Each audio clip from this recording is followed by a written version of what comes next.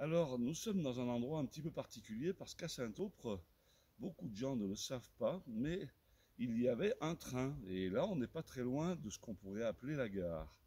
Alors, un train à Saint-Aupre, on va dire, mais non, c'est pas possible.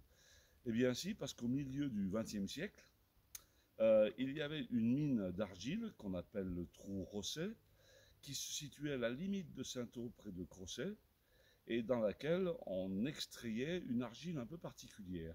Et cette argile, elle était apportée à l'aide d'un petit train qu'on appelle un Decoville. Alors c'est un petit train avec des rails très étroits et le chauffeur il est assis de travers d'ailleurs pour conduire ça. Et donc ce petit train apportait dans ses wagonnets toute l'argile qui avait été extraite de la mine vers le bourg de Saint-Aupre où on avait un quai de déchargement. Donc ce n'était pas une gare de voyageurs, mais c'était un quai de déchargement qui permettait donc de mettre l'argile récoltée pour ensuite la porter soit aux tuileries, soit au four, soit au potier. Voilà.